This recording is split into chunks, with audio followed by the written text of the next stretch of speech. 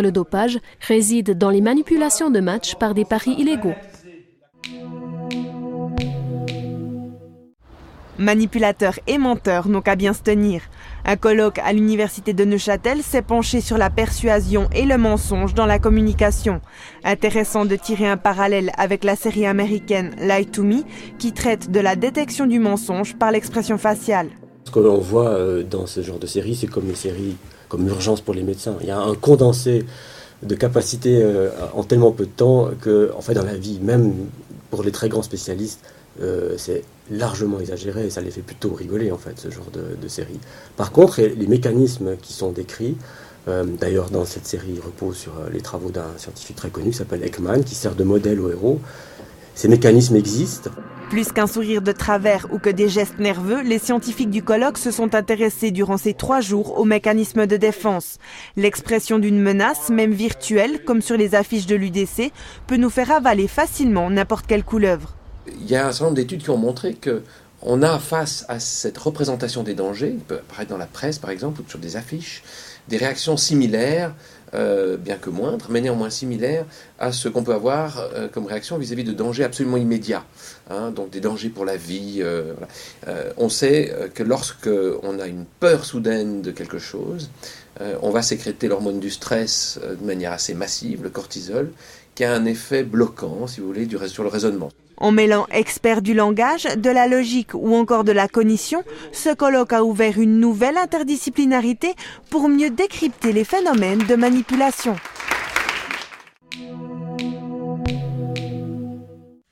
Hors Pair, groupe d'orientation personnelle pour les femmes, est né en 1976 dans le canton de Neuchâtel. Ces rencontres ont commencé en France et au Canada. Ça a à voir un peu avec l'histoire du féminisme, où à un moment donné, les femmes, ayant fait des études, ayant appris un métier, ayant eu la même vie que les garçons, pouvant bénéficier aussi dans leur vie familiale de toutes sortes de progrès techniques, avaient moins de charges de travail, avaient moins d'enfants aussi par la contraception. Donc elles avaient du temps, elles se sont interrogées sur leurs ambitions, leur envie de vivre. Selon l'OFS, le pourcentage de femmes n'ayant pas d'activité professionnelle a chuté de 40% en 1992 à 22% aujourd'hui. L'envie d'être reconnue par la société actuelle est un facteur important. Il y a 15 ans en arrière, une maman qui ne travaillait pas, c'était normal. Une maman qui avait une profession à côté était marginale. Aujourd'hui, c'est complètement inversé. Quand on est à la maison, on n'a pas de profession à côté, on est marginal, on est plus intégré dans la société. J'ai l'impression que le projet de vie pour une très jeune fille est extrêmement difficile à faire parce que elle fait des études, elle apprend un métier, toute la société ensemble lui dit tu dois travailler, c'est presque la seule manière de se réaliser aujourd'hui qui est officiellement reconnue, et au fond d'elle-même, elle a quand même envie de vivre l'amour, de rencontrer un homme, de mettre au monde des enfants, d'avoir une famille. Et après, c'est la question, ma décision, est-ce qu'elle est juste? Est-ce que tout le monde est-ce que j'arrive à donner à tout le monde ce qu'il a besoin, à mon employeur, à ma famille, à mes enfants? Avant, les femmes, c'était, comme elles avaient moins de rôle, c'était peut-être plus difficile, plus facile. Bien, est-ce qu'elles étaient toujours heureuses dans leur rôle? Ça, c'est l'autre question. Pour répondre à toutes ces questions, Hors Pair met en route, début février, un nouveau groupe de parole. Il se déroulera à la paroisse protestante de Peseux et les 6 séances coûtent 150 francs. Mais des arrangements financiers sont possibles.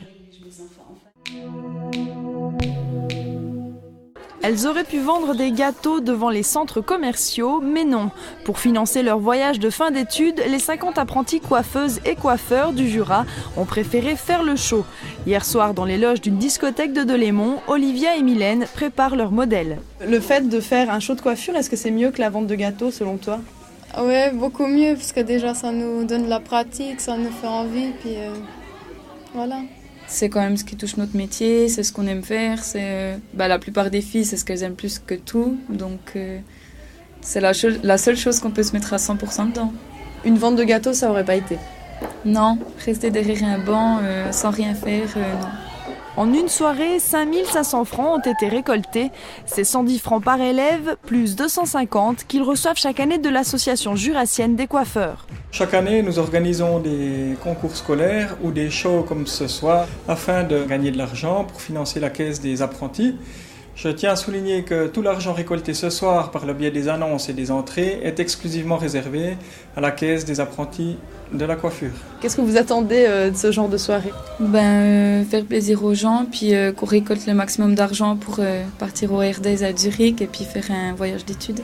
Les Air Days, c'est quoi? C'est un show de coiffure qui se trouve à Zurich, puis c'est vraiment les plus grands professionnels, les plus grands groupes de coiffure internationaux. C'est la première fois qu'Olivia et Mylène réalisent un tel show, et qui plus est, devant la ministre Elisabeth Baumschneider. Elles espèrent que la destination de leur voyage d'études sera Barcelone.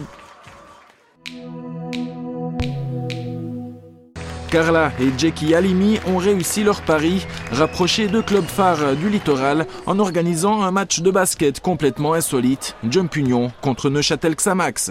700 spectateurs ont assisté à ce gala, tous curieux de voir comment les footballeurs allaient s'en sortir sous un panier. Ah oui, pas mal, sauf que là, avec son maillot un peu serré, c'est Gino Lanis. Avec son compère Jefferson, habile aux 3 points, Gino Lanis a prêté main forte aux hommes de Didier Olé-Nicole. Seul Michael Facchinetti a vraiment semblé à l'aise. Pour le reste, chaque action mériterait de figurer dans le bêtisier.